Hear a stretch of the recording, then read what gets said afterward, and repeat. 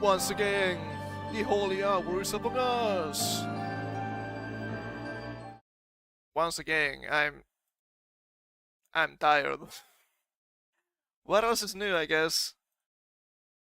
Oh man, we're getting to that strange spring weather when, for some reason, can never get enough rest. I don't know if that's just me. Okay, why? Let's go back to.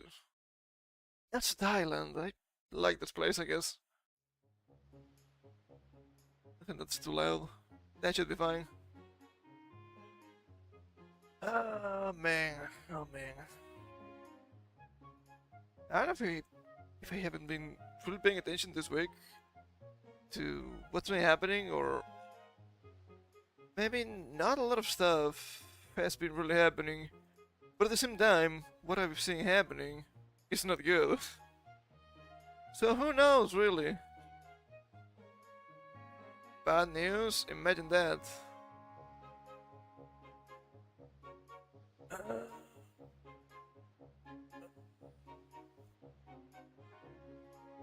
My back is really stiff.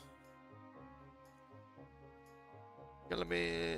I think we're gonna go somewhat shorter today. That's really for the best. Don't bring anything. Let's start with something really bad. I guess it was to be somewhat expected. Excuse me. I don't know what's going on. It is still bad. It is still bad. So, Moom is graduating. Why? Well, she told us why. And I think it's fair, even though you will always have strange narratives going around, but I think it's more than reasonable in this case. Not that there's any unreasonable case or anything, but still. Regret to announce that Nana Shimumi of Whole Live English will be graduating on April 28th, 2025. That's in a month. So the view as a member of the group Whole Live English Council, 3.5 years ago, Mumi has touched the lives of many fans. Yeah, she was pretty popular, so yeah, I can agree with that. Contributing to the growth of Whole Live production worldwide. This would be difficult for fans and everyone involved. But we respect and support Mumi her decision as she embarks on this new chapter. To all the fans, we appreciate your unwavering support and hope you will continue cheering for both Mumi and Whole Live English going forward. We're forever grateful for her contributions and wish Mumi the best in her journey. And you will always have rats about what's going on, and that's unavoidable. That's going to happen no matter what. In this case, even though, sure, she mentioned... I've seen the video, right? She mentioned stuff about creative differences with the company, I guess. And that can always happen. This obviously led people to, oh god, another one. Oh, soon after they announced the California HQ for cover. Does it have anything to do with that? I have no idea. I've seen some people mentioning some stuff about the talents having to move close to the HQ. And I don't know if that's true or not, but I mean, I've seen some talents moving close to the HQs.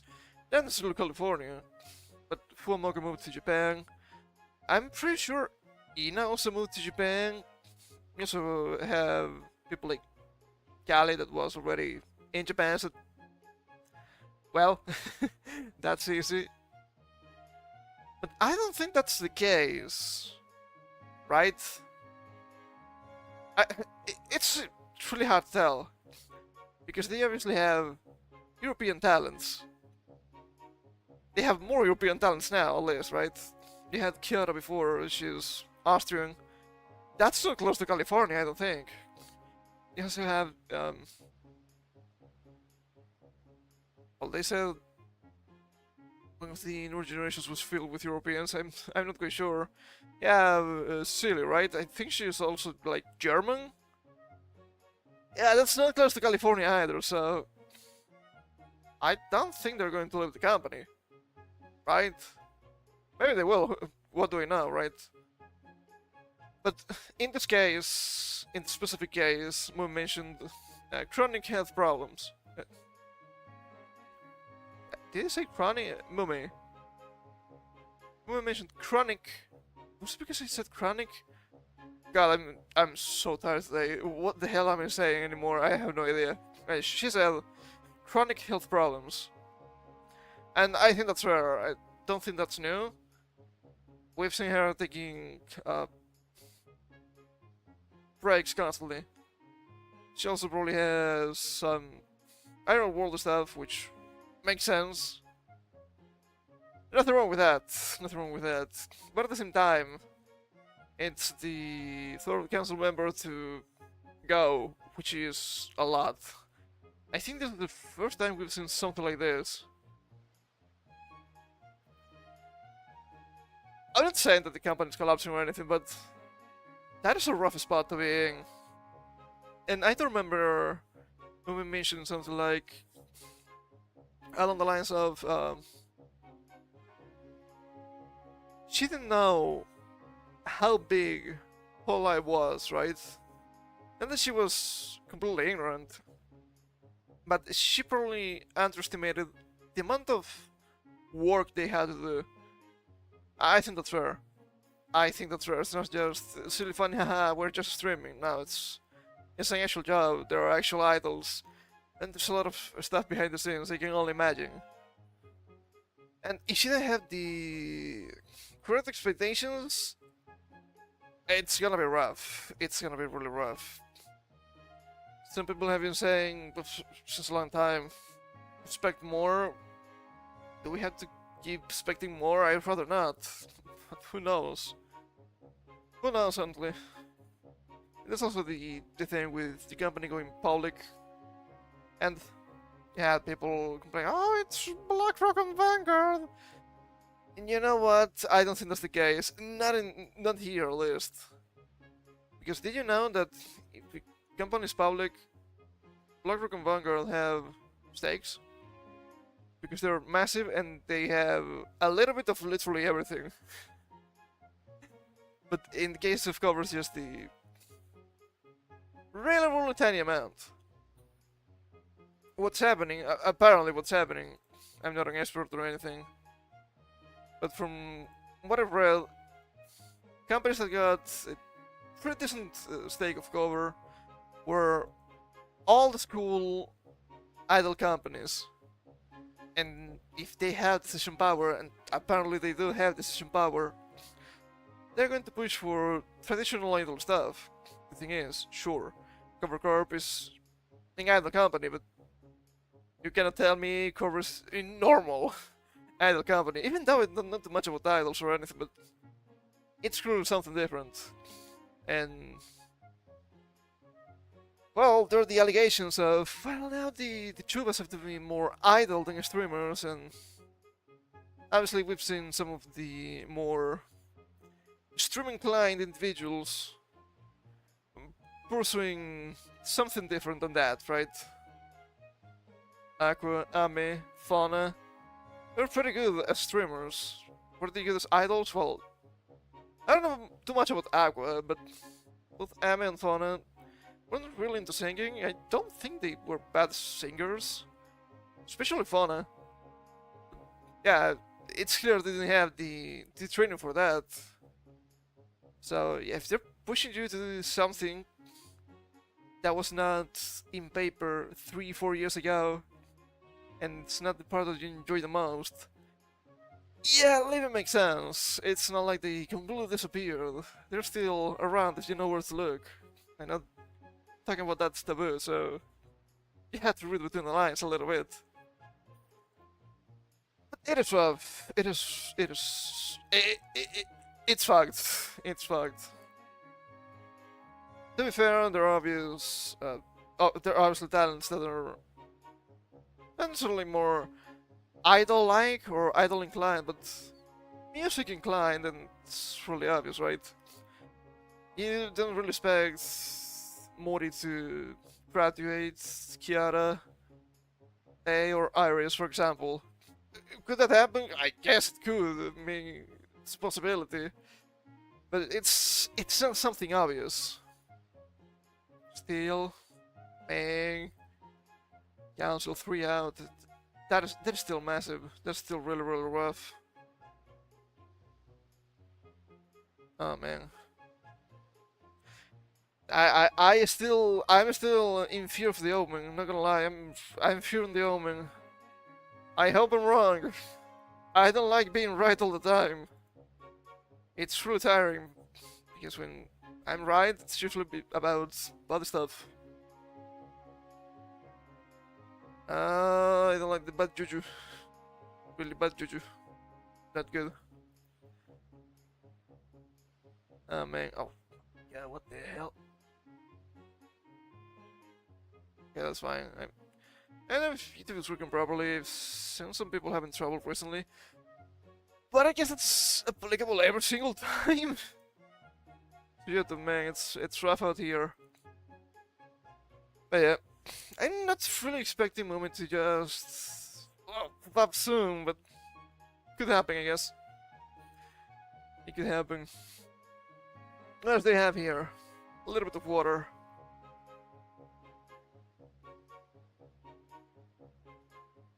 Okay, I also have some stuff for Twitch, and even though what they're saying makes sense, as per usual, I don't know if I want to just believe them.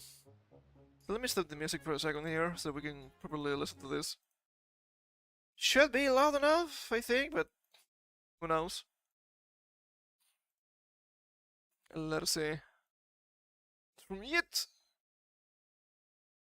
Please see and Clancy talks about the view button problem on the platform. We have some updates that detect more of those bots and factor them out of the viewer count. Get the mouse game. We have a team that works fairly regularly.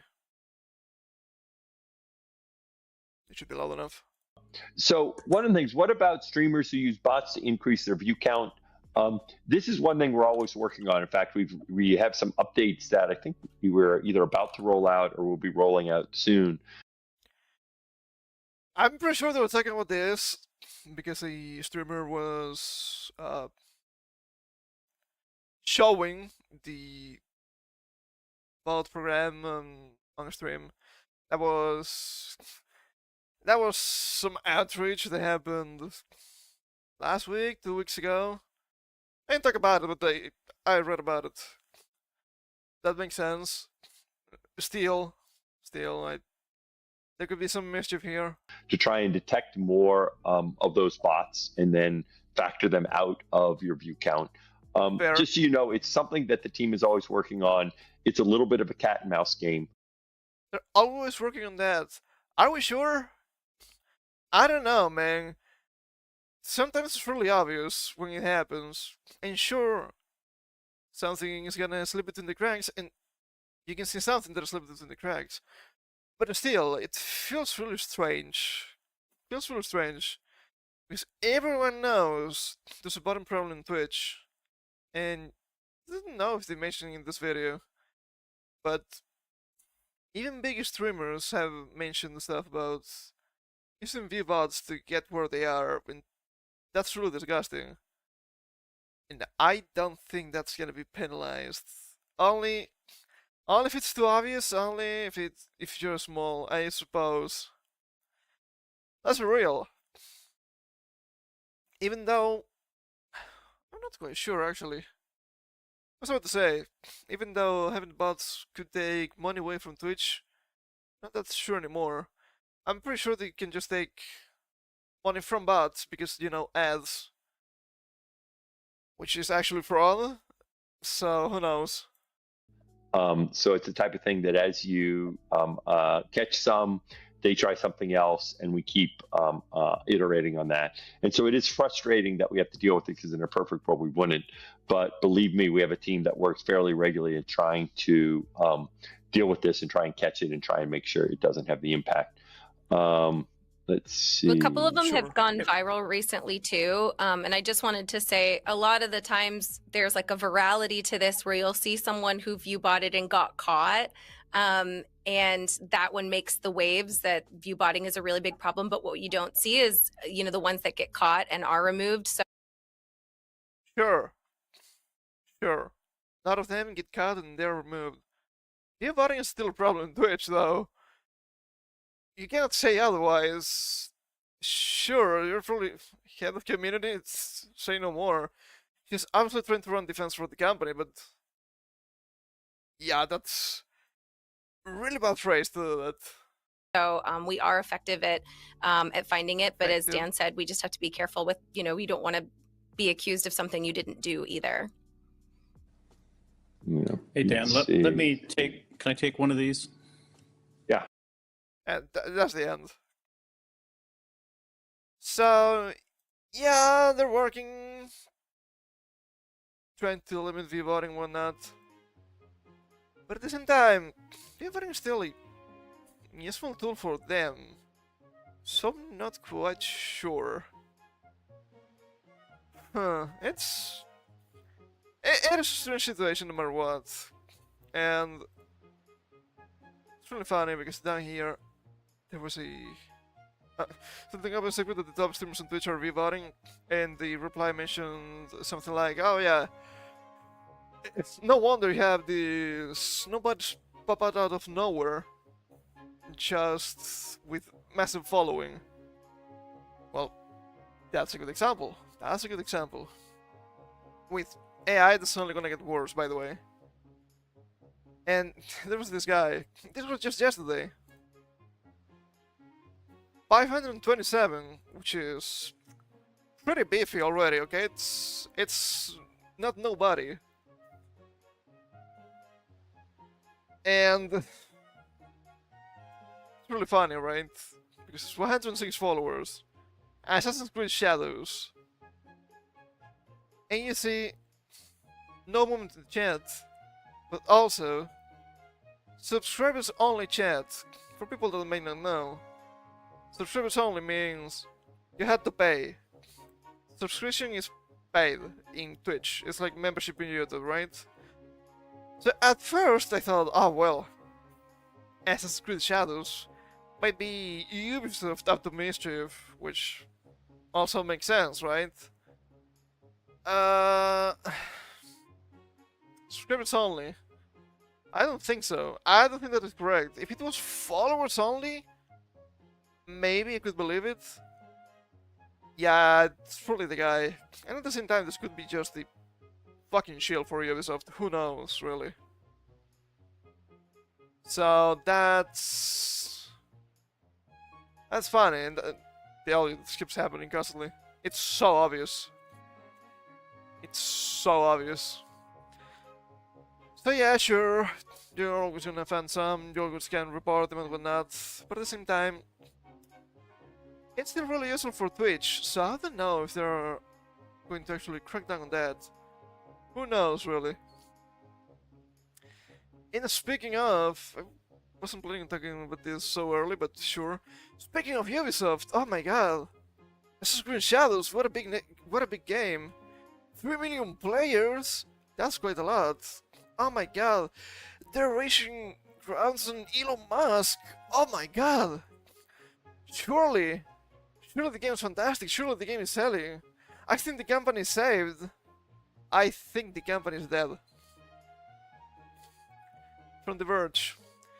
Ubisoft's 4 billion core brand sales thanks to the 25% stake in some of its biggest games. This is terrifying. 4 billion!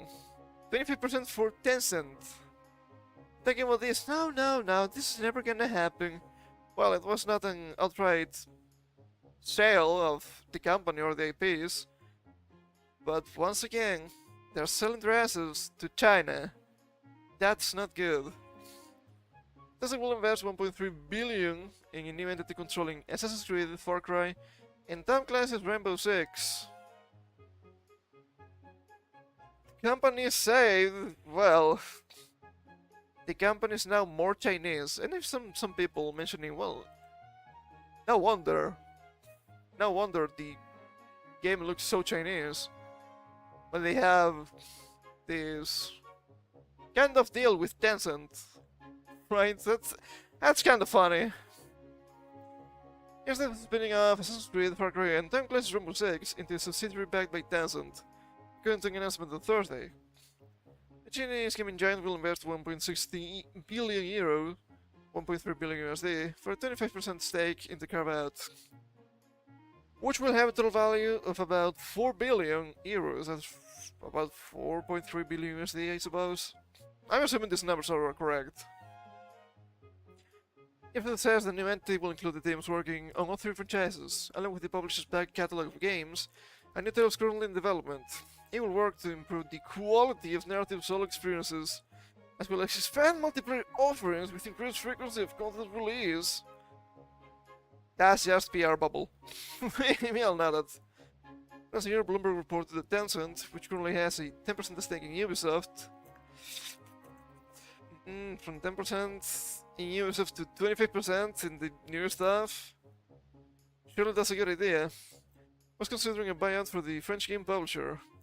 So responded by saying it frequently reviews all its strategic options. It was expected to close this year. With the creation of a dedicated subsidiary, they will spearhead development for 3 of our largest franchises and the onboarding of Tencent as a minority investor. I mean, it's still minority in technicality, 25% is no joke. We're crystallizing the value for our assets, strengthening our balance sheet, and creating the best conditions for this franchise's long-term growth and success.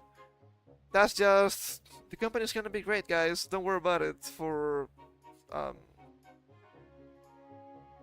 shareholders. That's the correct term. Here's the co-founder and CEO Yves Guillemot says in the press release. Ubisoft released Assassin's Creed Shadows last week, which the publisher says has reached over 3 million players, and the second highest day one sales revenue in the franchise. But you can play the game for free, so I don't know if that makes any sense. I mean, even if the 3 million players figure is correct, it means nothing for sales. They're never gonna talk about sales because the sales are fucked. Okay?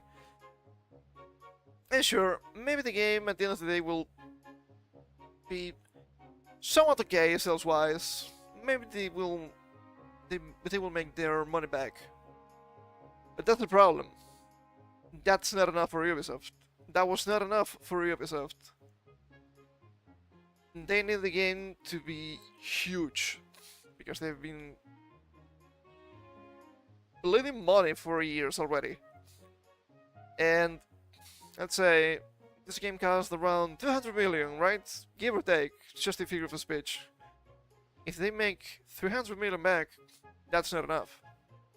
Because they've been losing money, especially with Skull and Bones, which was a massive game.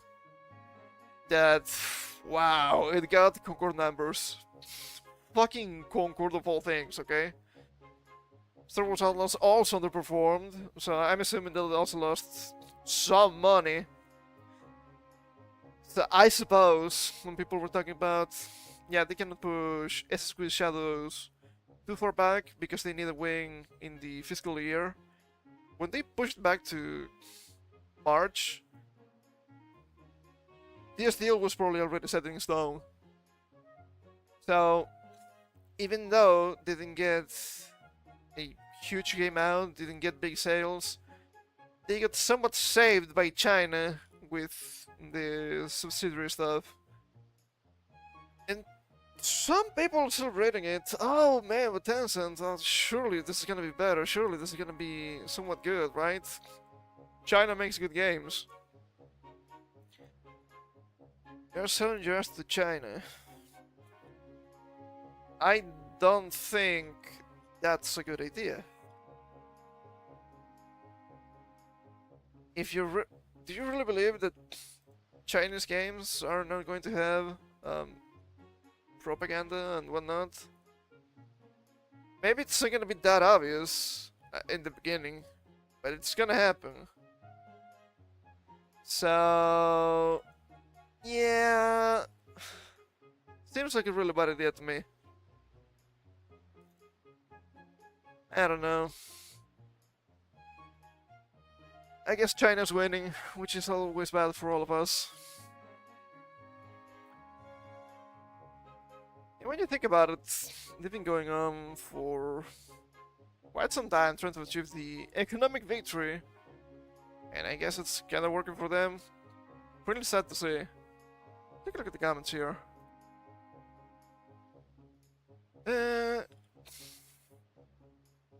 No, I just don't think that was correct, my guy. Make gaming great again! That's actually good news for this IPs for the future. Good news for gamers too. That's quite incorrect. That's quite incorrect, I'm afraid. I guess then they're handing control over to third party and attempt to up the stock price. Then the shareholders can go ahead and get the rest of the company over time, boosting stock prices until the bubble bursts. That actually seems quite correct. It's like Microsoft's Connect platform. Never a good idea to have an executable that requires admin rights to launch and then say a kernel tab for anti-cheat. Oh, one of those, the China special. Add doesn't that, I suppose. There's a recipe for grabbing all the data on your machine. Yeah, not good. Not good at all. Not a bad idea, since it's to free those franchises from the current leadership at the Ubisoft. That's actually quite incorrect. The leadership is the same, but now you have more decision from China. It's not that Tencent only wants to have its investment in those properties, but the Ubisoft as a whole. Well, maybe not so. That's where Tencent wants to invest, which is outward for the rest of Ubisoft. No, that's actually quite correct. Makes a lot of sense, honestly. From what I've seen, Tencent is only interested in IPs, so why would they buy Ubisoft instead of just the IPs? This is actually working really well for Tencent, this is working really well for China. My goodness. Oh, that's spicy. What? I thought the direction was trending so well. Listen to reviews from The Verge for Outlaws and AC Shadows. Well, it doesn't matter if you pay shields. What matters are sales. And they didn't get the sales. So... not good enough. Not good enough. And that's a little bit sad because we actually need the company to collapse at this point. For people to stop fucking around. But since they have this ties with China, and China are going to somewhat save them because they have IPs and whatnot, that's kind of ass. But we'll see. We'll see. Oh my fucking god, my eye keeps happening. Why?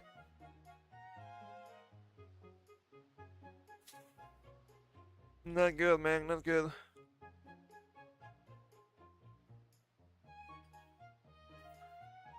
What else do you have here? Speaking of things that are ass and I don't like. Talk about Twitter. This is from Elon Musk. I guess I has acquired X, that's Twitter, in all stock transaction. The combination values XAI at 80 billion USD and Twitter at 33 billion. 25 billion less, 12 billion debt. That's funny. And then they have debt, not like that. That's funny. 2 years ago, XAI has probably become one of the leading AI labs in the world, building models and data centers at unprecedented speed and scale. Access to digital Times Square, where more than 600 million active users go to find the real-time source of ground truth. In the last 2 years, has been transformed into one of the most efficient companies in the world, positioning it to deliver scalable future growth. But that shouldn't be the case.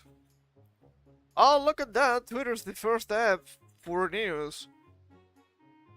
But it's social media. That shouldn't be the case. Social media should just be social media, that's fine. Also, most efficient company? I'm not quite sure about that. XA and Twitter's future are intertwined. They usually take the step to combine the data, models, compute, distribution, and talent. This combination will unlock immense potential by blending XAI's advanced AI capability and expertise with Twitter's massive reach. I fucking hate them written here, by the way. The combined company will deliver smarter, more meaningful experiences to billions of people, while staying true to our core mission of seeking truth and vast knowledge. Yeah, but it's Twitter. It should just be social media. It will allow us to build a platform that doesn't just reflect the world, but actively accelerates human progress. Oh my fucking god, that sounds like globalistic bullshit here. Oh my goodness, what the hell? What am I reading here? It's something worse than I expected. I would like to recognize the hardcore dedication of everyone at XAI and Twitter that has brought us to this point. This is just the beginning. Thank you for your continued partnership and support.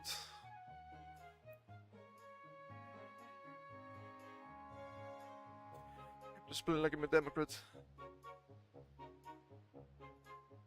Oh, my damage to 25%. Interesting. And this is just, once again, this weird obsession with AI. It's not social media just being social media, being free social media. It's just... That's actually a side effect. We just want to use this for AI. But why? I don't get it. Doesn't make any sense to me. Why does that have to be the case?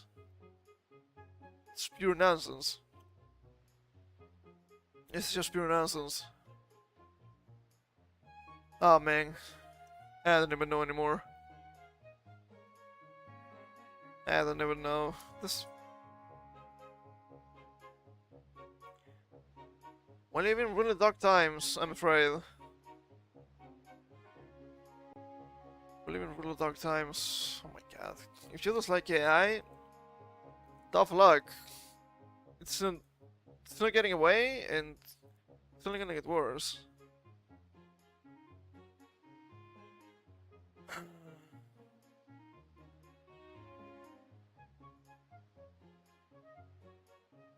I don't get it.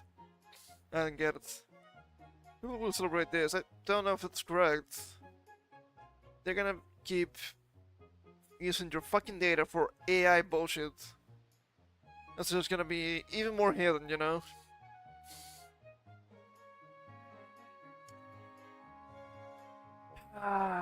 And I've been thinking about this for a long time. Well, you shouldn't have to depend on having the cool and base billionaire on your side. Because if that guy turns on you, what are you gonna do? Look at this, there's nothing you can do. There's nothing you can do. Not good. Not good at all. Oh my god, speaking of shit, let's move to the next article before I lose my mind.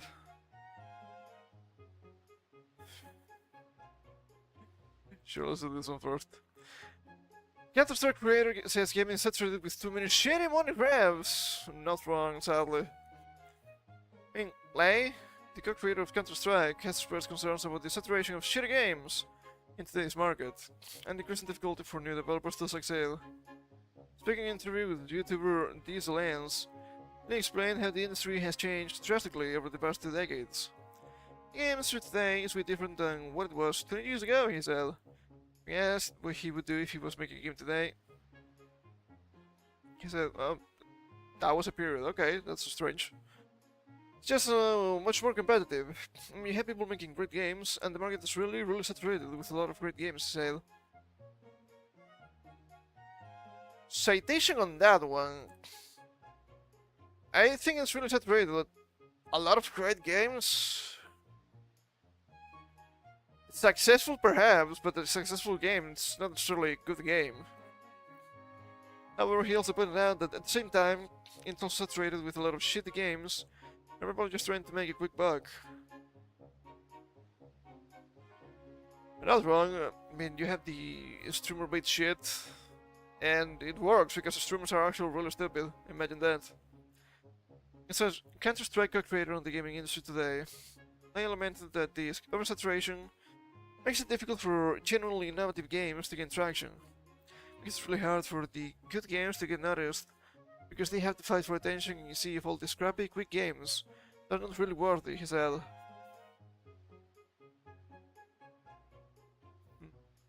Once again, are they crappy and not worthy because they don't sell? Or because they're bad? It's not the same. It's not the same. Lee also noted the significant role marketing now plays in game success. That he didn't have to focus on Counter-Strike's rise to prominence. I don't think that's actually true. Not really that true, at least. Sure, marketing can be important, but when you have the best marketing campaign, if the game is ass, it's not gonna sell as much as it should. There are always exceptions, but still. That day, marketing was something I didn't really spend too much time on. It just happened organically. He explained. These days, yeah, you had to really spend the money on marketing. That's because the industry got a little bit too big. But the challenge is, Lee remains so hopeful that innovative games can still break through. Titles like PUBG and DayZ, both of which originated as community-driven modes before gaining mainstream success. Are there some good games? I haven't heard anything good about DayZ ever, and PUBG since, I don't know, Season 2. That seems a little bit like a geeky cope. If a game truly offers something interesting, people will notice, he said. Games like DayZ, they kind of came from the modding community, people just making mods. Just have said something like Dota. That would make more sense than DayZ. I was also a mod originally. I acknowledged the difficulty of making impact in today's landscape, that he got lucky with timing. I felt really lucky to have gotten into the game industry, which was in its early stages, he admitted. Honestly, I don't know if I would have succeeded if I tried to redo Counter-Strike today. All I know is that it would have been much more difficult, because it would just be so competitive. I mean, it's not only just that. I don't think that's necessarily a bad argument, but there's more to it, obviously. Sure, it's more competitive now, but do you really think you can compete with Fortnite in today's landscape? Seems rather impossible, not gonna lie. But yeah, it is true that there are a lot of shitty games trying to make a quick buck. Like, for example, I don't know any of their names, but there are like also a different flavor of streamer bait games. They're just like shitty, put together in a couple of days. But they cost like $500. The thing is, they're trying to get someone to buy the game to make some money back, because the game is that shitty. That sounds like quite disgusting. I don't know if that should be allowed, but who should be the judge, right? Obviously me, I suppose. I'm right every single time. Huh. Who knows, really? Who knows? I feel all over the place today. But yeah, the broke some percent Daisy and PUBG. I don't know, PUBG came from my mod actually. Yeah, Dota, that would be a good example. Even though the game is full of Russians. Well, just like Counter-Strike, I suppose. And that's still for you, I guess. I don't know about nowadays. Who knows? Speaking of new stuff, that's probably not a good idea.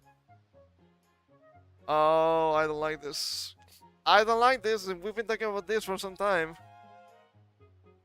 The Legend of Zelda live action film gets 2027 premiere date. We know nothing about the movie, aside from live action, but it got a release date.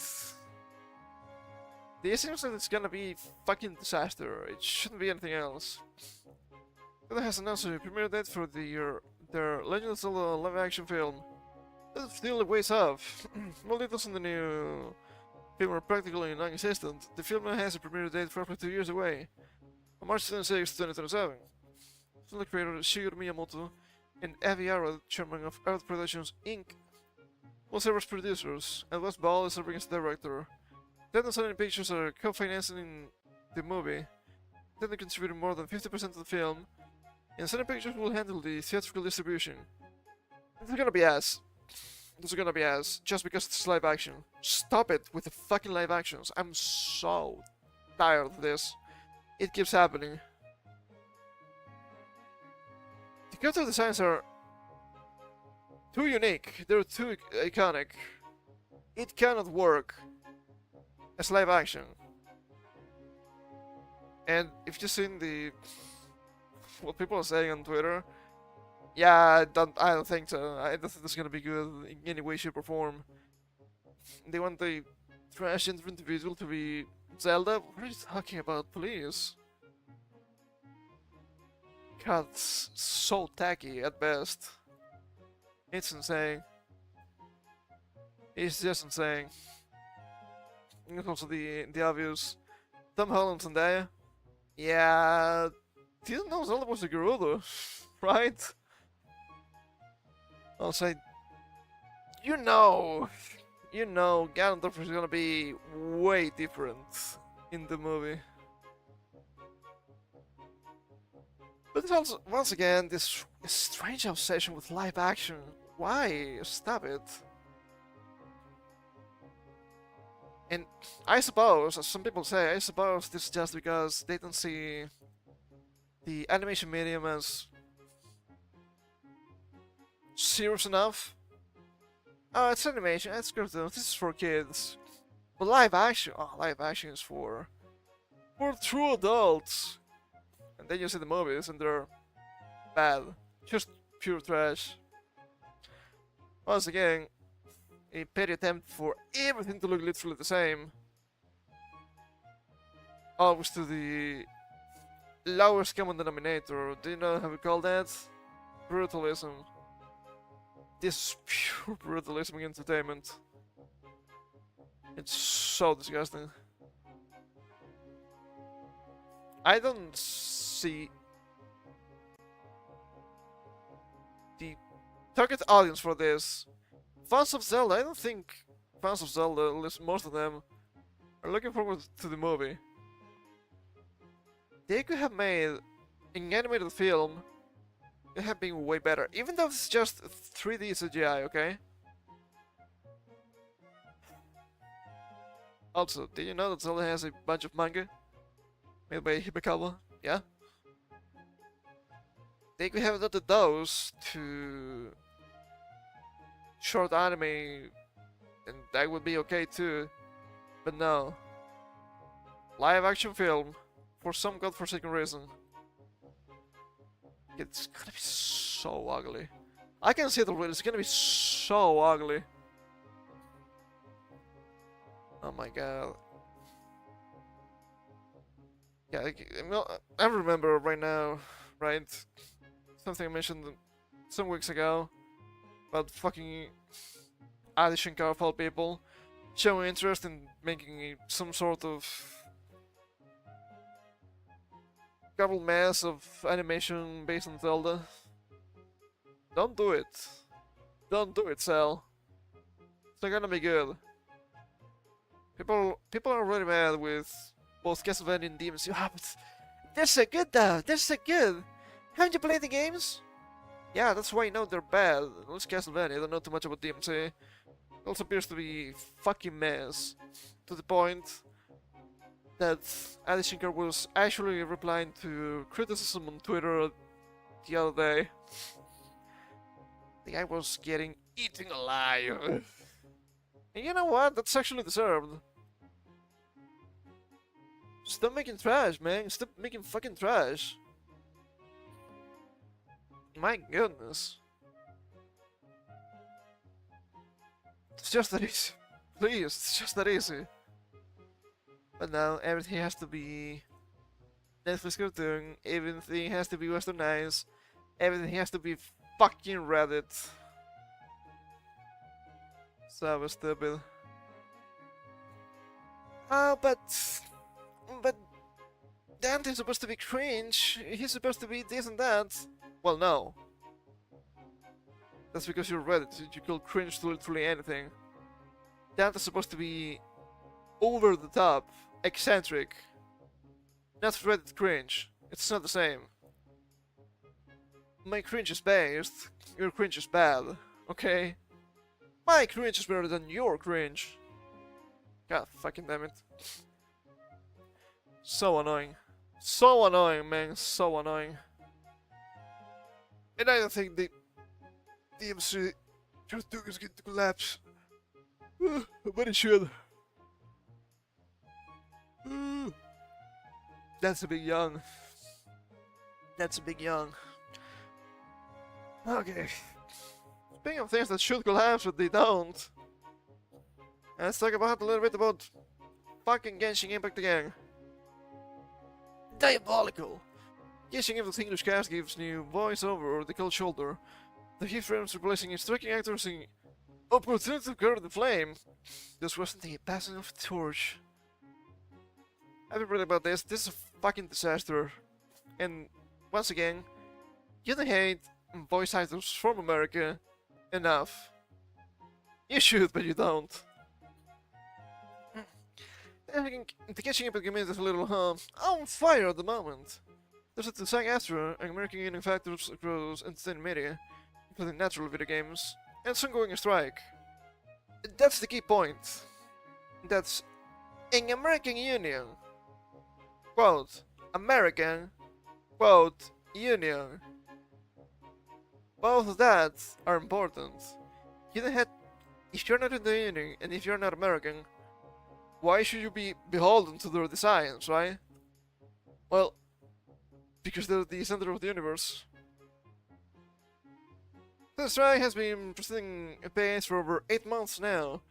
Voice actors still embroiled in fights over deals for protecting against AI exploitation. Being a game with voice actors in it, Genshin Impact has been, well, impact! I guess that makes sense. The good news for Genshin Impact, players didn't care about such protections, and me how you mind. Oh, of course they're shilling for the VAs. The one with the game's characters, Kinnick. I'm gonna say Kinnick, just in case. You have voice acting again. The bad news? For everyone else, the Japanese-based voice actor has swept in and accepted the role without acknowledging the ongoing strike. Based, I can tell, also Japanese. Pretty sure the guy is half a hafu. He's living in Japan. He's in Tokyo. He has nothing to do with SAG-AFTRA. Probably he knows nothing about the strike.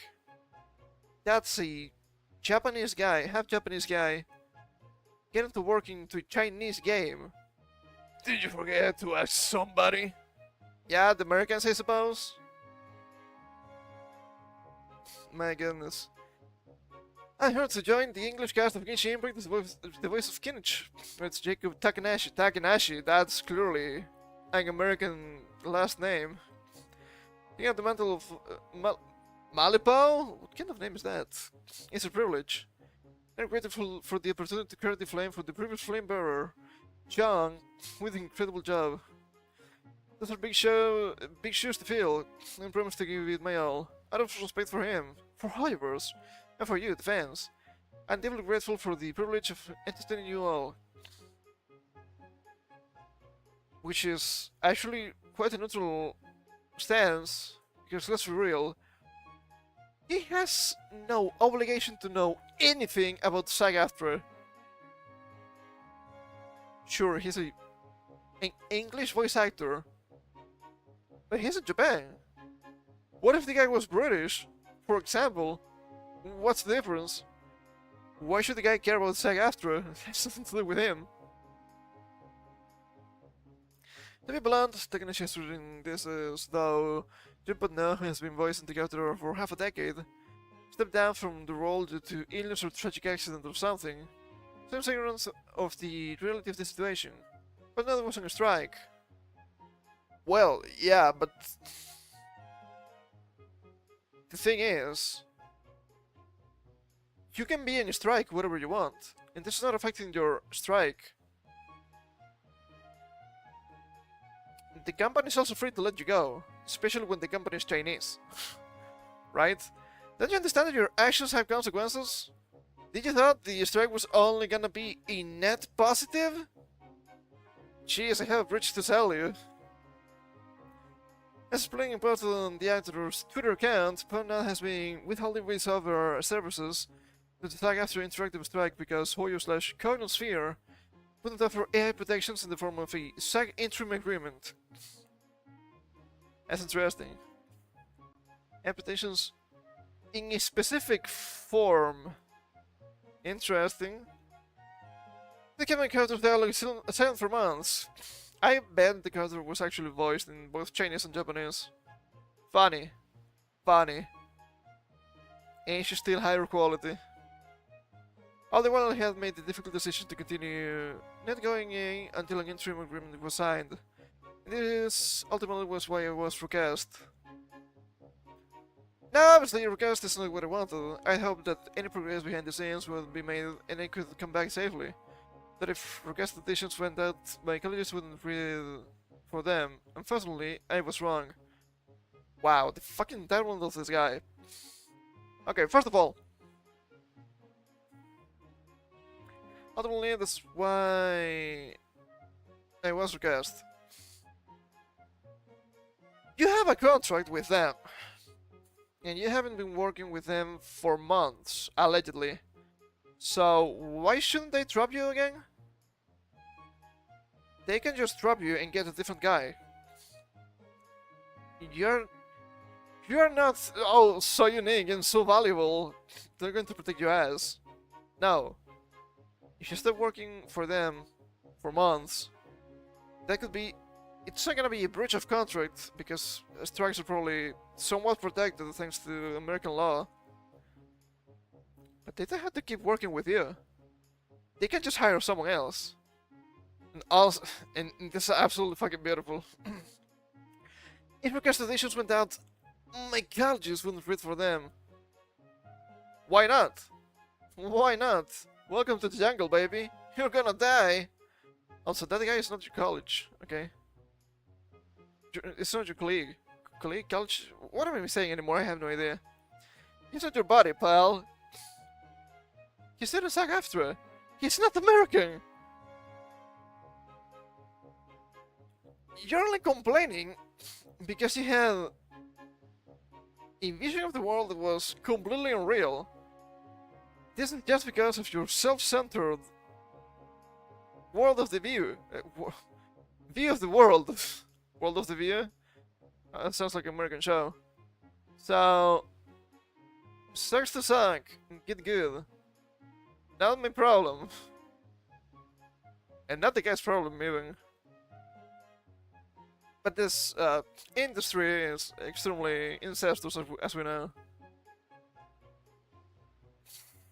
And well, now that Takanashi is based in Tokyo, and such is not part of an American union like SAG-AFTRA, he is, however, joining an English-speaking cast alongside many American castmates, who consider themselves peers of the actor she's replacing. It's not relevant that Patna doesn't appear to be in the union, though he was struck in solidarity, which isn't uncommon. What a fucking mess! What are you talking about? Okay, first of all, he is joining an English-speaking cast, so my tribalism. Who cares? Who cares? Let's say next week I get to work into Genshin Impact as a voice actor. It's not gonna happen, right? It's never gonna happen. Why should I offer them any kind of goodwill because of their strikes? And this is even more stupid. He wasn't even in the fucking union. and he was still striking in solidarity. But no, you don't understand. You see, voice actors are not activists. Are we sure about that? I don't know what to tell you. Well, Takanashi isn't crossing a picket line with technical definitions. Stop it with the technical, he is not crossing a picket line. He's coming in from the outside and replacing someone who was withholding their work in protest. In other words, he's a strikebreaker, sometimes called a scab. The thing is,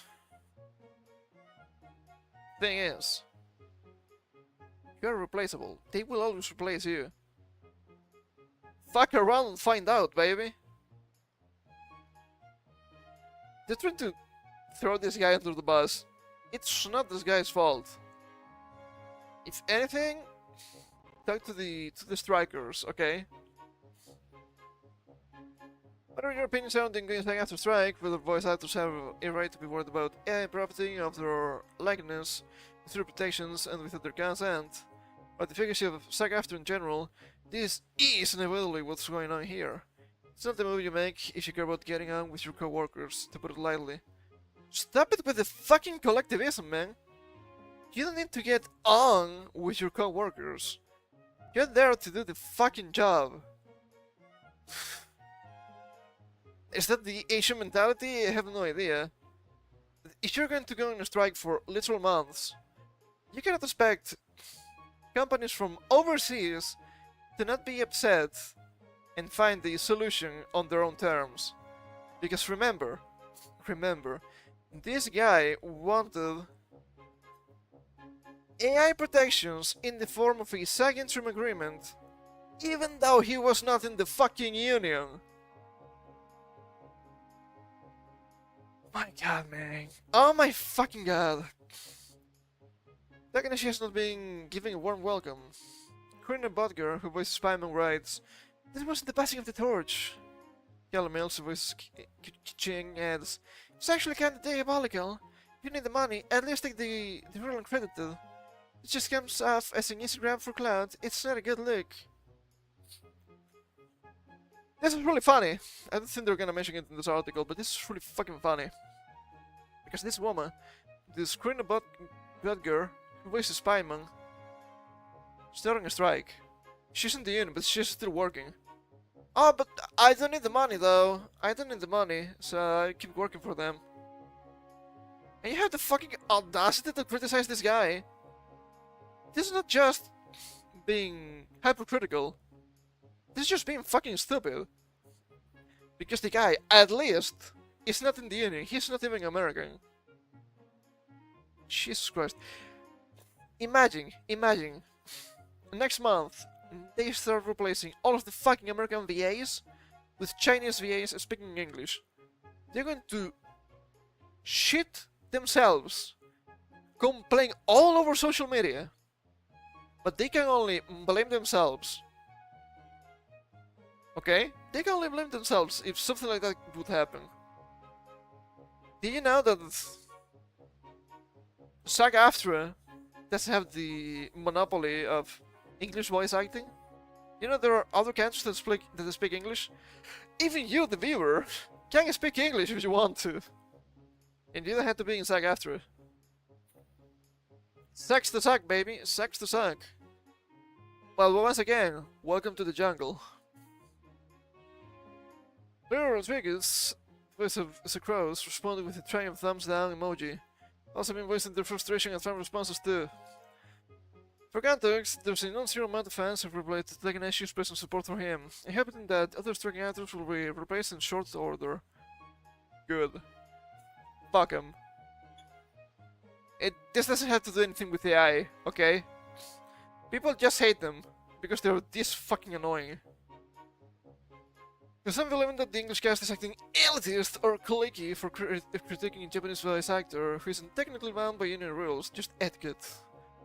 Ronaldo are also just frustrated that the characters in their gacha game aren't voiced.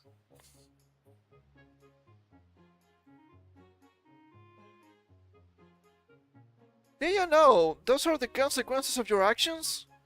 If you go on a strike that's going to happen. Oh, but I should go on a strike and everything be punished on rainbows. Well, it's not gonna happen. It's not gonna happen.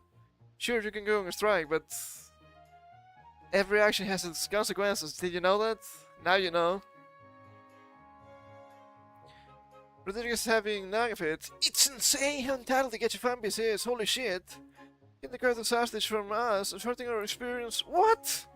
We're fighting for workers' rights. That's what a strike is all about. If this was the 1940s and we were striking, it'd be based on some shit. You can strike, but you have to understand that all of the strikes are going to inconvenience the customer. And at the end of the day, you live and you die by the customer. Once again, I said this before, I will say it again. No need to better yourself. You are the customer. You are number one. It is still true to this day, even in this case. And they are actually keeping the cartoons hostage from us and hurting our experience. Okay, first of all, if you're playing the game with English dubs, that's wrong. And you shouldn't deserve to play anything. But second of all, they're not wrong.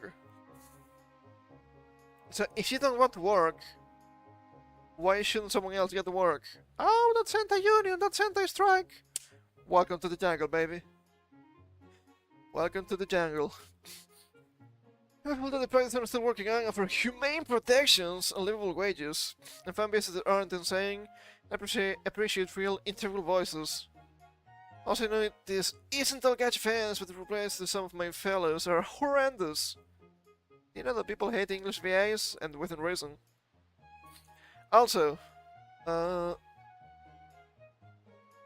did he say here that I thought was really interesting? Real integral voices. Oh, but voice acting is so hard, but oh man, did you know they're pretty cool and really professional? Did you know that's actually a fucking lie?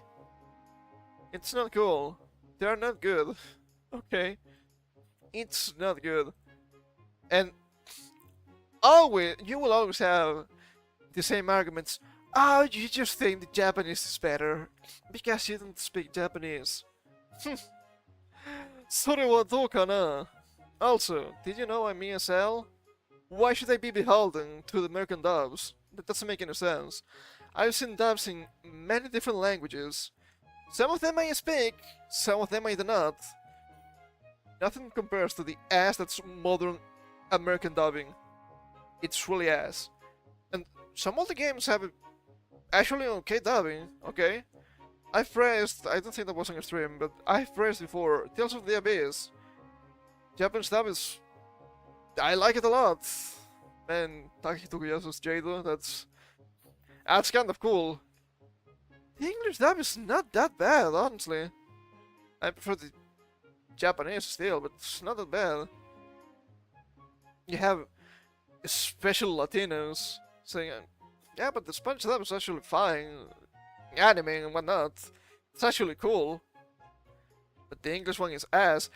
I'm pretty sure Latinos, most of them would understand the Spanish or Portuguese, right? Brazilian Portuguese, obviously. I know they would understand their own dubs, right? Pure nonsense. It's pure nonsense. And I said this before. Modern American dubbing is just cringe. It's cringe as fuck. But you have to be over the top when you dub this shit, you know? Especially when you have characters sharing techniques and whatnot, it has to be over the top. Full on theatrics. Not... just like... make-believe playing with kids. Quite literally the opposite. It's so low quality, it pains me to no end. Besides, from elsewhere in the industry have also expressed their disapproval, such as Stephanie She? Yesterday, Fernando's Hinata and Blizzard's Hurihime. In video games, she usually worked on Like a Dragon Infinite Wealth, Armored Core 4, and Mortal Kombat 1. Okay, Armored Core 4, they released just 6? Also, Mortal Kombat 1, which one of them? There's like 4? How do you get 4 different Mortal Kombat 1? I have no idea. There are many reasons why roles get recast. A personal thread line when the original actor filling out because they're fighting for better work conditions. Have refused many auditions to take over roles from my peers because I never did to another fellow actor. That's once again fucking collectivism. And first of all, I bet the guy didn't even know about the fucking strike. I didn't know what was going on, and I read about this shit all the time. How do you expect the guy living in Japan to know about this? Also, fellow actor? That's so convenient. That's so convenient. And they will tell you, oh, but... Flaky, it's... Look at this, just a fucking click, it keeps happening. And as the word phrase, it dumpster fire of a situation. To be clear, there's a nuance to this sort of thing. But it goes on admission, they're still choosing to waste Paimon through their disability. Apparently that disability is autism. Imagine that. They need to pay for their medical bills. Did you know that most people have bills at the end of the month? Or the beginning of the month, it's just a figure of speech. Every month? Yeah, finding an excuse to work on something, it's really easy. Did you know that you need fucking money to live, usually? Yeah, I know. What a world we live in. The specificities of Takenashi's personal or financial situation are likewise unknown. It's just a guy that wants to work, I bet. Other actors working in Asian Impact have tried to calm the situation down. Nathan Nong's voice Orurung writes, negativity cannot fight negativity. Be gracious, kind and respectful, even when you disagree. It's okay to disagree, and probably encouraged by some, but putting someone down is never going to make someone think more positively. A reasonable take. The bare minimum, I suppose. Paul Cassidy. Justin Trudeau. Voice of Remnant, also posted, when in doubt, treat the other side you want to be treated. Yeah, that's never gonna happen. That's actually a Christian value, I'm pretty sure. Well, say, that person isn't helpful, and I'm not assuming Takanashi is a master struggling villain, getting his fat stacks of dollar bills. No. I don't think that's the case, but the guy lives in Japan. He's probably gonna treat his job with a lot of respect, because voice acting in Japan is quite big, quite high quality, and they're really respected. Because they have actual... I don't want to say credentials, but they have... how do we call this? Good experience, I guess? They have shown they do good work. However, any working voice actor is going to be aware that taking a role somewhere last because they were striking in solidarity won't be received well. Striking solidarity. You don't hate commies enough, I'm afraid. Besides, the concept of strike breaking isn't even remotely a new one. Technically likely understood, there would be pushback involved from his peers. This is the first of such grim replacements, it remains to be saying. Look, I understand that strikes are important. A lot of great things have been achieved thanks to strikes. And those things were not uncommon here, okay? I know. I understand, I fully understand. However, please understand. There's one thing. If you're working in a company and the workers of the company going on strike, trying to get better conditions, sure, that's been happening for decades. I understand it. But the guy is not in the union, he's striking in solidarity. What were you trying to achieve? I don't understand the end goal here. Of course you're going to get recast. You're going to strike, but you're kind of fighting alone because my friends? I don't know, man. I don't know. It's really to see the problem here.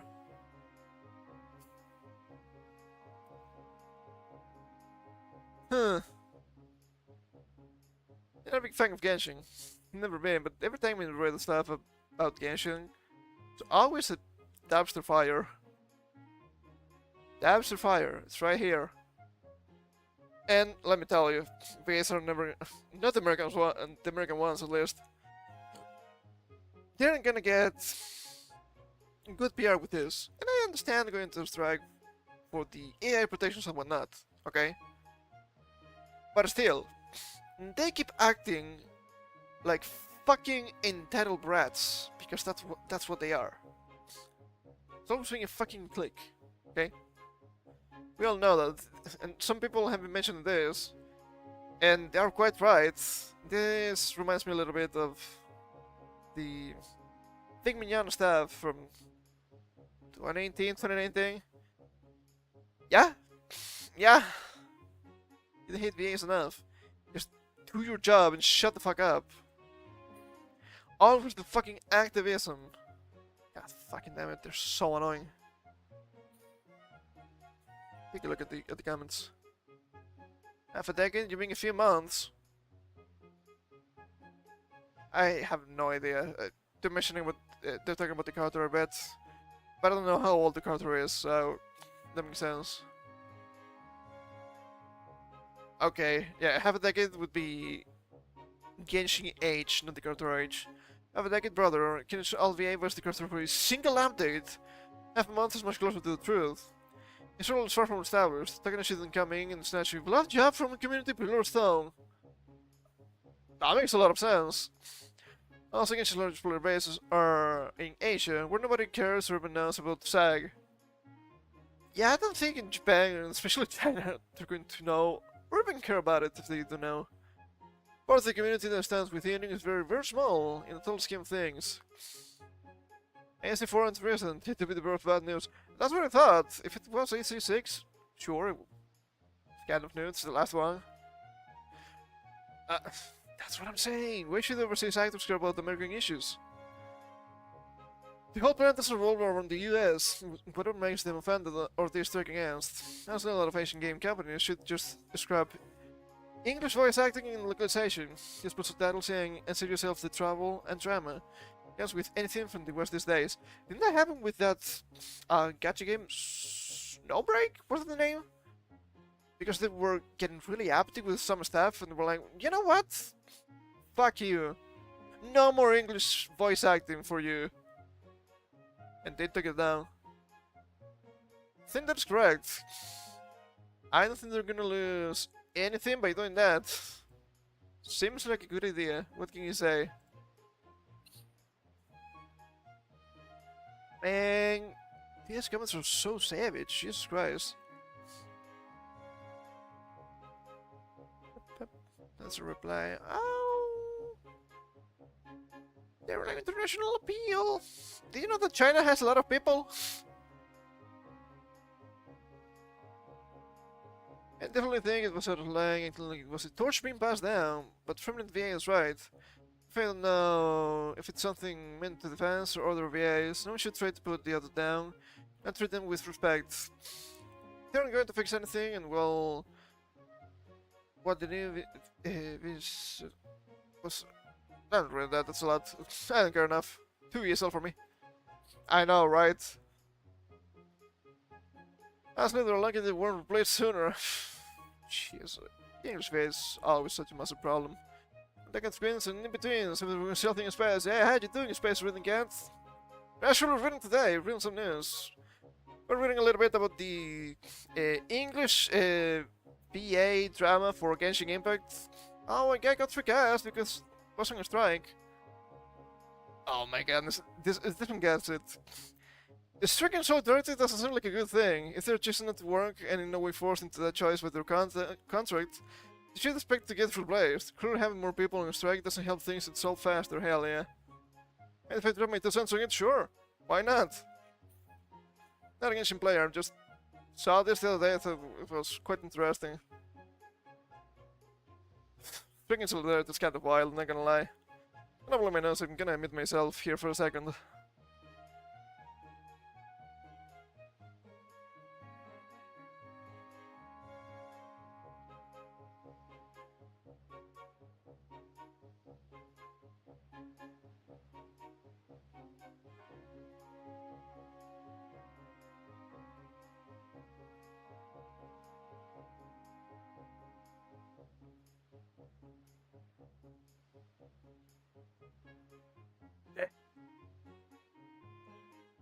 Oh my god. So stuffy.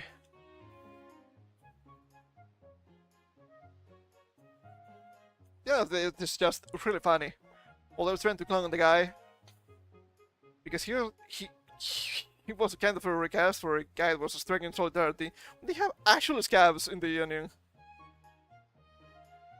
I'm not engaging Impact or Mihoverse players is for Gachilan before Genshin, but this was the VS are being included in the title. Like, cannot disagree with that.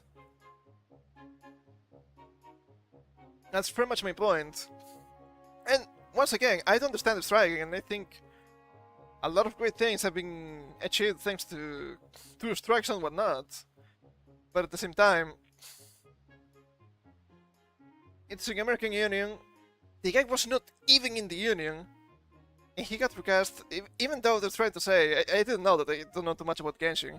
They were trying to say, "Oh man, this guy got recast. It was such a beloved character." And if you go to the comments here. Here we have half a decade, brother. Kinshall VA was the character for a single update. Half a month is much closer to the truth. His role is far from established. This is just trying to run defense for the VAs. Understand we just don't understand this is an English actor in Japan with different rules. I noticed any news in the West. Yeah. I agree with you. That's pretty much my point. And I guess a lot of people are actually surprised that the strike is actually still going on. I've been reading about this for some time. I didn't even know that was the case. How is the guy in Japan going to know about it? It's impossible. They keep acting like the SAG-AFTRA union has some sort of monopoly with English voice acting. So no wonder a lot of games... Is it a lot?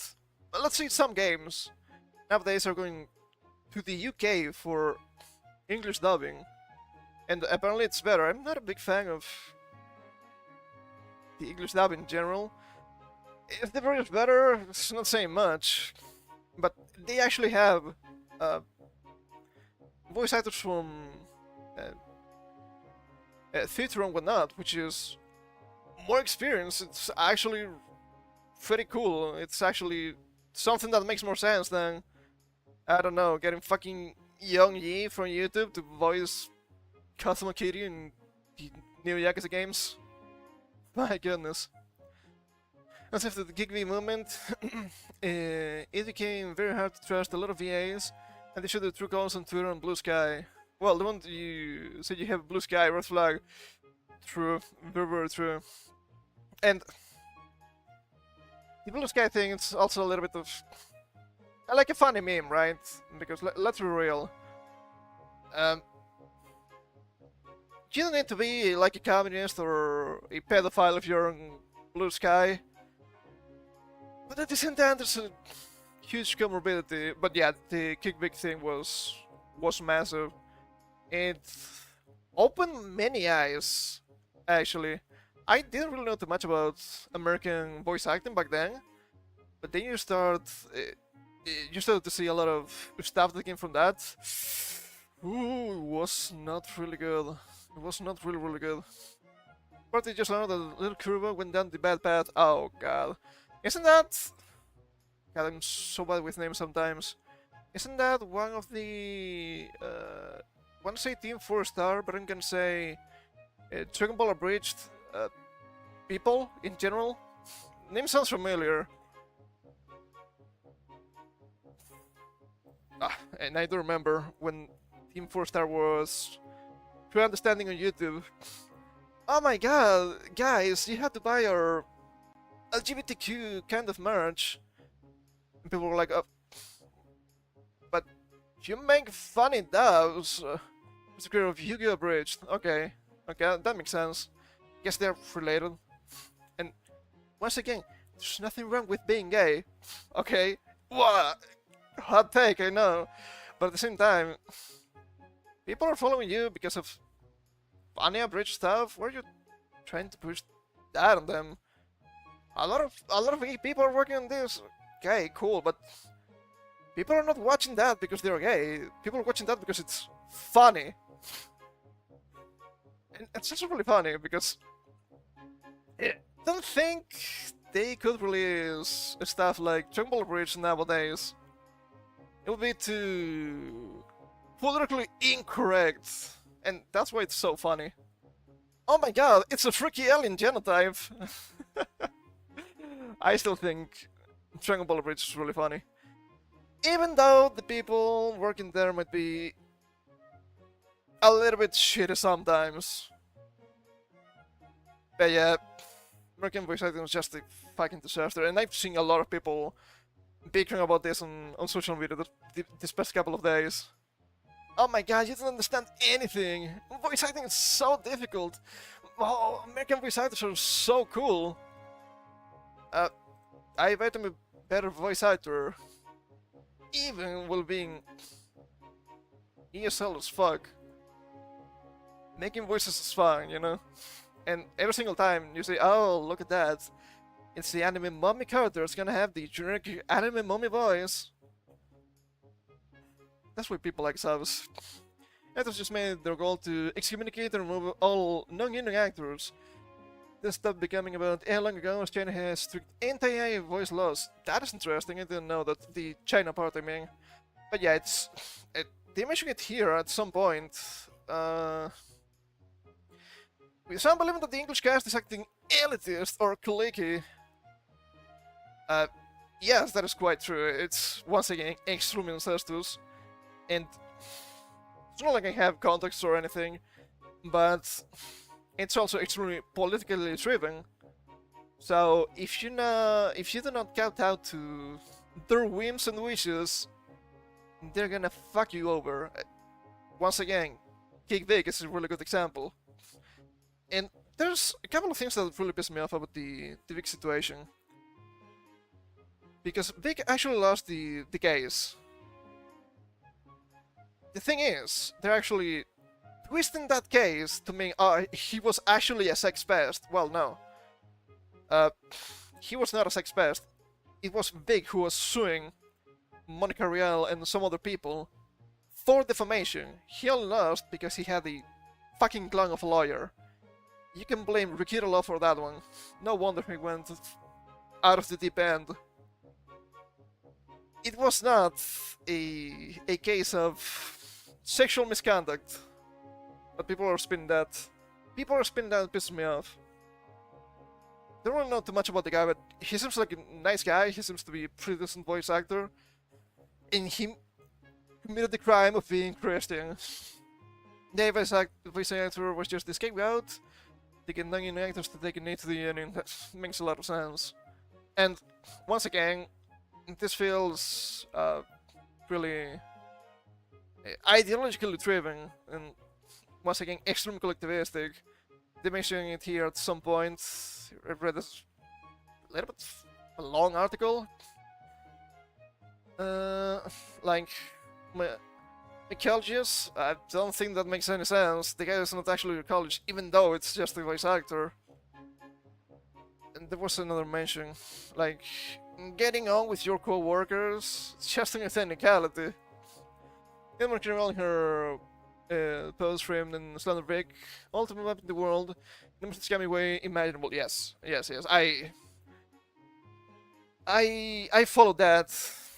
Funny enough, the Vic stuff, one of the key points that led me to be here streaming today, funny enough. Strange. I'm here because I love Dragon Ball. What a strange world we live in. It's funny how everything is connected, but yeah, it was really scummy. And then so the actual accusations against Vic, oh wow, he ate a gummy with a name. Whoa! What a pest! Come on now. Disgusting. Luckily, Vic is apparently doing well after the Kickback situation. Every time he was in a convention, he had massive support, so that's pretty cool. Pretty sure he's working with a kind of a new studio nowadays. I haven't been following that since a long time ago, but yeah. That's why I'm English subcat, because the West made it their goal to destroy people for their petty reasons. it's not only that, right? You can have many, how to say this, many justifications, I suppose, for your actions, and that's just one of them. But something I really like with the DAOs versus SAOs kind of discussion is the following. I mentioned a little bit before too. You only like the Japanese because it sounds better, you just don't speak it. Soru wa dou kana? But at the same time, not everyone that speaks English is American. I'm not American. I'm ESL, right? Why should it be? Why should they have to watch the American dub? I've been watching Japanese with subs for, I don't want to say, but for a long, long time. It doesn't make any sense. It doesn't make any sense, and there's some good voice actors in the US, of course, but the passion they have in Japan is just fucking unique. It's an actual job, it's an actual career, and it's not uncommon for voice actors to also be singers and whatnot, or just regular actors, and it really shows. It really, really shows. They're so good. As a tidbit, I think it was yesterday, I saw the tweet, was, it's Junichi Suabe's birthday, and then he showed to a friend of mine, because he was shit in Crumble Fantasy, and was like, oh, holy shit, they're mentioning that character? He was like, hold up, are you telling me Crinjo, Work, and Freed also have the same voice? I know, I know, Japanese voice acting is actually quite cool. I like it a lot. And there's nothing new, okay? There's nothing new. I mentioned this before, I will mention it again. I think it's important. They treat voice acting as it's cringe and whatnot. I mentioned this to talking about the Devil May Cry Netflix show. Not a big fan of Adi Shankar, okay? But it's not cringe. It has to be over the top. But they're not over the top, that's the problem. It's an example of how Western actors can get. You know, Son Shamble, the actor who plays Goku? He gets everyone else who plays Goku, including the Japanese actors who plays Goku since the 80s. Even Masaka Nozawa, that's wild. I heard some stuff about Strong, and that guy is really scummy. That guy is really scummy. Like, working behind the scenes, so other English VAs for Goku don't go to cons. And recently there was some sort of controversy because he had some sort of imitator kind of guy doing some sort of parody, imitating Goku's voice. Sean Shammel's voice, right? He was like, look at this guy using AI for slanderous purposes. And the guy was like, that's not AI, that's actually my voice. That's really scummy. And that is a shame because I don't think he's a bad voice actor. That doesn't mean he's not shitty, sadly. Anyway, let's move on a little bit. Let's have some scalper stuff here. Kind of wild. I like trading card games, even though they're big FOMO and pay to win and all that. I like MTG Forge. This is not MTG. From bundling to comics, scalpers ruin TCG for everyone else. The Pokemon Company promises they'll be maximizing production to increase products, and the problem with TCG stuff is just that the mercantilization of everything. You can just resell shit. That's one of the plagues of current society. It's so annoying. I don't have to mention the stuff with GPUs. That has been fucking nightmare for almost 5 years already, maybe even more. Into the Pokemon Company, not only are they aware of just how bad the scalping problem has gotten in regards to the franchise's popular trading card game, but they're also taking active steps to address the issue. That's pretty good. Yeah, but game. I played this before. It's a really fun game. Do you know I like card games? I've been kind of addicted to MTG Forge. God, the elf deck is looking nice. Well, the act of scalping, that is buying a given product, usually one of limited quantity, solely with the intent of reselling it at a higher price, is a play... I did not read this beforehand! Is a play that persists across any non-collectible hobbies when it comes to the Pokemon card game. The general release of the new Prismatic Prisms set showed the problem balloon to creatures' proportions. it's not just the scalping. I kind of follow a guy that buys, or at least before he'd buy cards for collecting purposes. It's so nasty what they do with these fucking cards. Like going with the oh my god, brain, please work with me a little bit. That's the name of that thing. You know, to measure weights. So they were measuring packs to know which ones had the foils and whatnot. You also have the boxes from the first set. Most of them have been opened, the good stuff taken out, filled in with trash, and resealed. And they will sell you those boxes as never opened before. That's so fucking disgusting. Holy shit.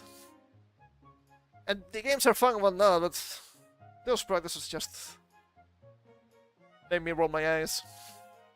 Sink into the pool of the sets handful of EX evolution cards also, especially with Pokemon cards, they have so many variations. It's insane.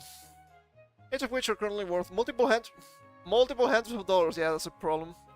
Require Silver Star, which they can upcharge for based on the potential pool.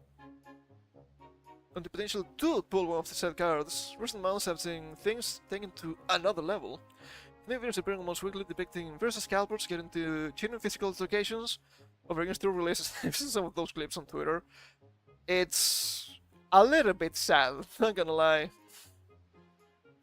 And you know there were going to be problems with this Pokemon TCG pack when it has Ultra Evolutions. People love those things. What happened with the booster pack Evolving Skies that had Ultra Random Max Evolutions? I don't really follow Pokemon TCG, it's just stuff that I hear, but yeah, it's really really bad.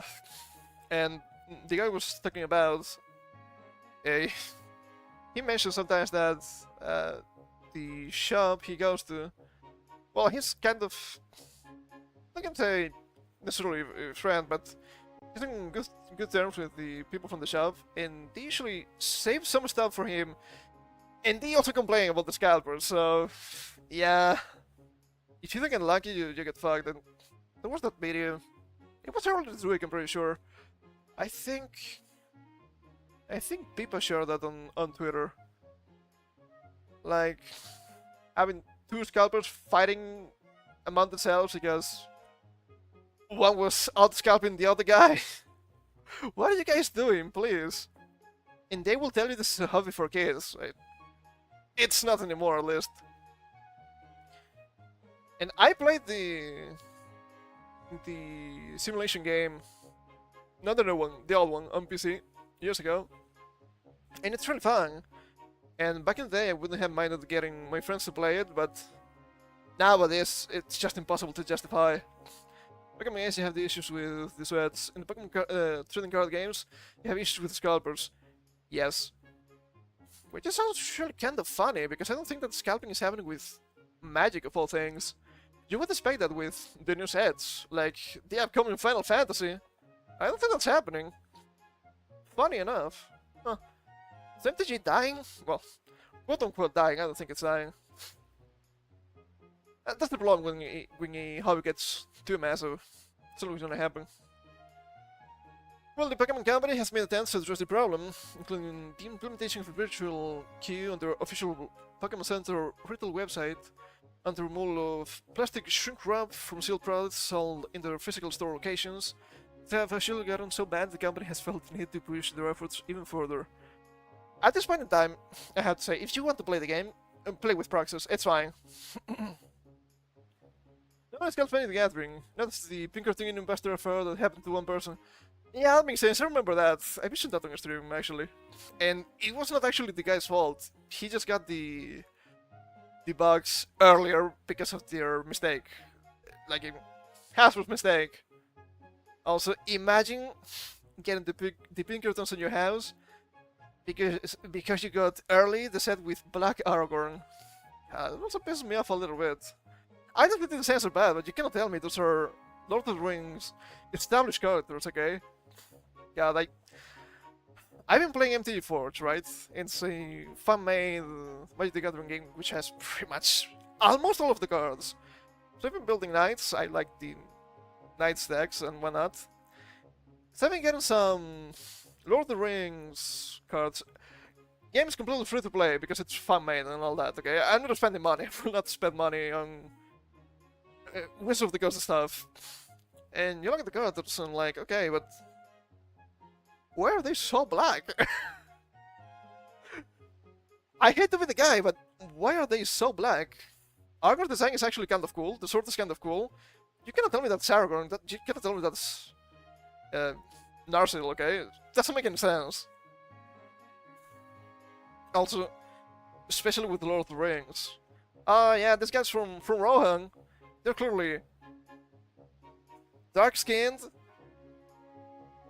white hair, and dreadlocks.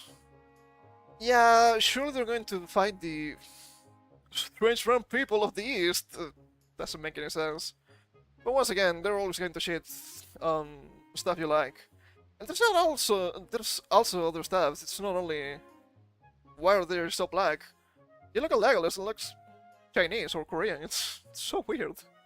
I don't get it. I've seen many strange designs in Magic the Gathering, okay? And the new ones, not a big fan. Also makes me roll my eyes every time I see a Doctor Who card. Not so much with Warhammer 40k. I don't know why, I'm just biased.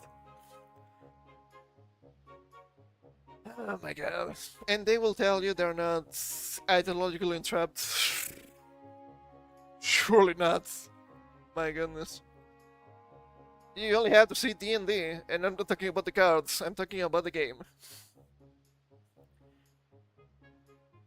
March 27th, the company posted an update to the official Pokemon website declaring that we are aware that some fans are experiencing difficulties purchasing certain Pokemon trading card game products due to very high demand, impacting availability. We understand this inconvenience can be disappointing for fans. We are simply working to print more of the impacted Pokemon TCG products as quickly as possible, at maximum capacity to acknowledge this. Reprinted products are expected to be available at participating retailers as soon as possible. Which makes sense, there's not much else they can do. I've seen many shops having the limit of just 2 products per person, and that's it. You don't get repeats, you don't get more than that. It's sad it's reached to this point, but it has to happen. It has to happen. They will not stop. Yeah, people go wild for the evolutions. For new Pokemon TCG expansions launching in the future, we are maximizing production to increase product availability upon release, and we will continue to reprint impacted products to replenish stock at participating retailers, including Pokemon Center, as soon as possible. Didn't revealed. For product releases in Pokemon Center, we are committed to providing a smooth purchasing experience and employ technology that helps get products into the hands of fans first and foremost. Who are the fans, really? It's hard to tell sometimes. Who is just a fan, who is just a customer? Currently, Pokemon Center implements a virtual queue for certain products to help provide a more seamless purchasing process during periods of increased site traffic. They further explained, we'll continue to explore measures that help create the best possible experience for Pokemon Center customers. This reminds me a lot of the GPU scalping, and some scalpers actually went broke because the companies had a lot of stock, so they ended up losing money. It's funny when that happens. It's just fucking product. Stop it. Stop trying to resell literally everything. It's so annoying. 4 different energies here? That looks like a hard card to play. An announcement to the clouds, the Pokemon Company ultimately thanked players for their continued support and patience as we work to deliver more TCG products for fans. Well, at least there's something there, right? They're trying their best. They're trying! At least they're trying to fix some stuff. Not much more we can say about it, sadly. Ah, man. That's real rough, and TCG in general has always been highly pay to win. Okay, that's obvious, and there has always been second-hand market and whatnot. I played Magic the Gathering before, never to a competitive point or anything. But I spent some money trying to get specific cards, and I was quite surprised. Wow, Native the Rural Quarry, $14 back in my day. God damn, that's a pretty penny. Nowadays, yeah, 200, 300 bags for some of the good cards. What? No thanks, I'd rather play with proxies, nothing wrong with that. We're getting a little bit too greedy, I'm afraid. That was gonna happen.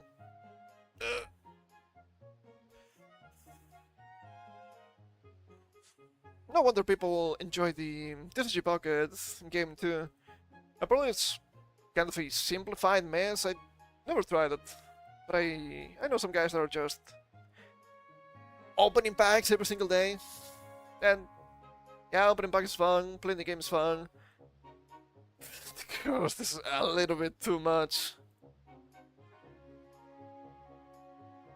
Oh man. Okay, what else do we have here? We have a Windows 11 kind of article here. Seems interesting. Let's get to it. Windows 11 is closing a loophole that lets you keep making a Microsoft account. Do you know, I fucking hate technology, at least the modern one. It's always getting worse and worse. So annoying. Microsoft insists you connect to the internet when installing Windows 11, but why though? Well, because you're not allowed to have control over your machine. That's the deal. That's something I quite hate about modern OS stuff and whatnot. I mentioned this before, how even Windows 10, a lot of stuff just works on the background and you have no control about it. But that's also a problem, because you will have conflicts between programs that you cannot fix directly, because you don't have control, because Daddy Microsoft will know best. Do they really? They're trying to sell you ads in the OS, not good. Microsoft is no longer asking, I mean playing around, when it comes to requiring every Windows 11 device to be set with an internet-connected account. This reminds me of the PSN fiasco from maybe a month ago. Oh, but I had the physical disc. Yeah, but PSN is down. You cannot connect to the network. You cannot play the game, even though you have the PlayStation and the game. It's not allowed. You shall be controlled.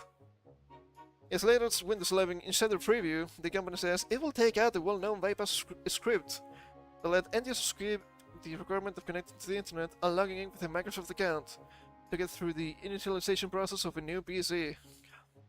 God. But it's supposed to be free. Well, it's never free. You're actually the payment now. Many such cases. As reported by Windows Central, Microsoft already requires users to connect to the internet. There's a way to bypass it. The bypass NRO command. Okay, sure. Hold up.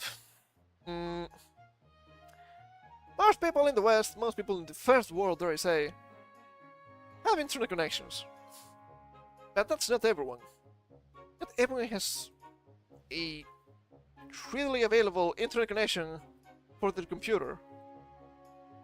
That's a problem. Well, at the same time, it takes care of itself, because you need actually a good PC to actually run Windows 11, which is also kind of scary. Why would you do that? Because of AI? I can't believe that. What a fucking mess. For those setting up computers for businesses or secondary users, or simply on principle refuse to link their computer to a Microsoft account, you might be using that as a server, for example. The command is super simple to activate a local server, I mean. To activate during the Windows setup process. Microsoft cites security as one reason it's making this change. Security? That's a nice argument, Senator.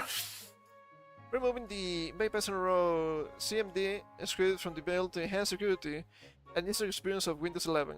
This change ensures that all users exit setup with internet connectivity and a Microsoft account. They only care about the fucking account. Make no mistake about it. You shall be controlled. Your data shall be collected. The bypass NRO command is disabled in the latest beta build. It will likely be pushed to production versions within weeks. All hope is not yet lost. As of right now, the script can be reactivated with the registry edit by opening a command prompt during the initial setup. There's always kind of a fakes, right? But they're becoming more and more annoying. Press shift plus F10 and run the command below. I'm not gonna read it. It's here. However, there's no guarantee Microsoft will allow this additional workaround for long. There are other workarounds as well, such as using the unattended XML automation that lets you skip the initial setup. Out-of-box experience! It's not as straightforward though, but it makes more sense for IT departments setting up multiple computers. Why you have to go through such fucking labyrinth of things to do just to set up a computer that doesn't have to deal with Microsoft accounts or an internet connection? God, so annoying, I swear to God. What about classrooms, for example? Huh? That's also a good example. As of late, Microsoft has been making it harder for people to upgrade to Windows 11, while also nudging them to move on from Windows 10. Never move from Windows 10. Some hacker people are gonna maintain it, apparently. I rather trust them than Microsoft at this point in time. But you will lose supporting envtuber. There's also the SteamOS. I don't know if it's good, but it could be an interesting choice. The company is cracking down on the ability to install Windows 11 on older PCs that don't support TPM 2.0 and handing you with full screen ads to buy a new PC. Oh my god, dude, please, fucking ads. Did you know that people hate ads? Microsoft even removed the ability to install Windows 11 with old product keys. Wait, so you not have to buy it? I don't understand, I don't like it. Take a look at the comments. Here on the side. 3 hours ago. Yeah. Yeah, it's kind of long. My next PC is going to be Linux. That's Mac OS. I don't think that's correct. The part is that this move just makes it even harder for PC builders who need the bypasses the drivers aren't installed yet. That's also a really good point. Yeah, for Linux on desktop is coming in last. And there's some Linux versions that are actually really easy to use.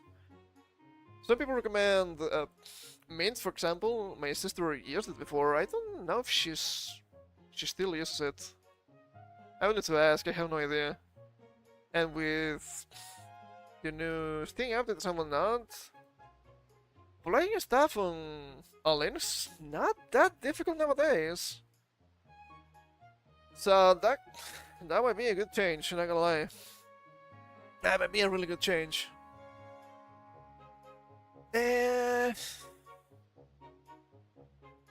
I'm still considering what the hell to do. I still have like a good year left of me with just Windows 10 at the very least. But we'll see what happens, because newer games will have the libraries and whatnot for Windows 10. That's really annoying. There are always some fixes for that. But at the same time, I had to ask myself, do I really care about new games? Because new games are actually kind of just trash, even the ones I should be liking. The only thing I'm actually looking forward, even though it's with really low expectations, will be Dragon Quest 12. I don't think it's gonna release anytime soon, and I don't even know if it's gonna be good. They've been censoring Dragon Quest for a long time now. Just to have that announcement of, well, we're actually changing the combat system. Why would you do that? Why would you do that? So it could be a disaster, honestly. I still hope it's good. But aside from that, on PC, not really anything. Maybe indie games that I don't know about, but they might release and they might be good. But that's it. And let's end today with a funny note, because I rather laugh at the UK than believe they're actually real. Doing this again, are we? From 2020 to May 9th. The government has announced a ban on katanas.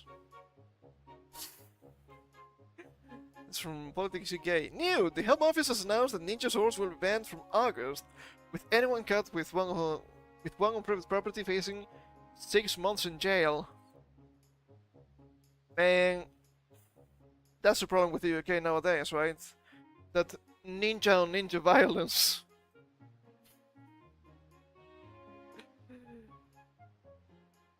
How is this country real?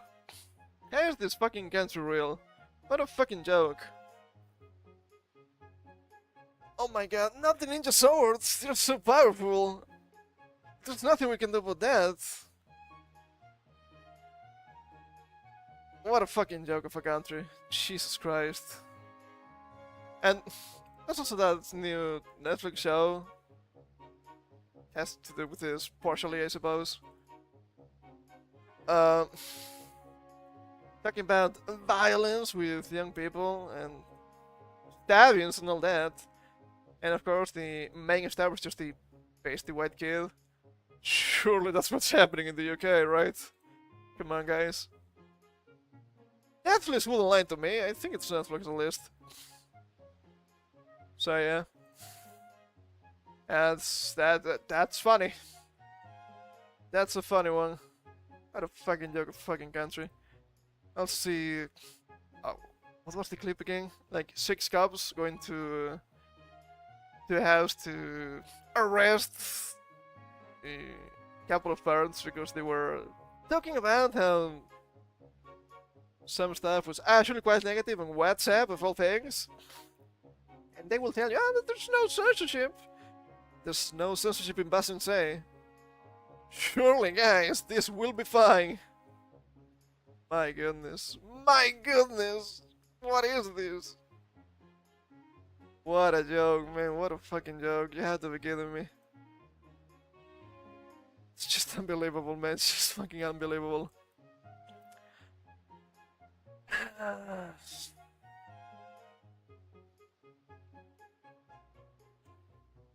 It's bound to happen. It's bound to happen when you have bad politicians on the left and on the right. This is not partisan. It's just having competent people. Happens a lot, sadly.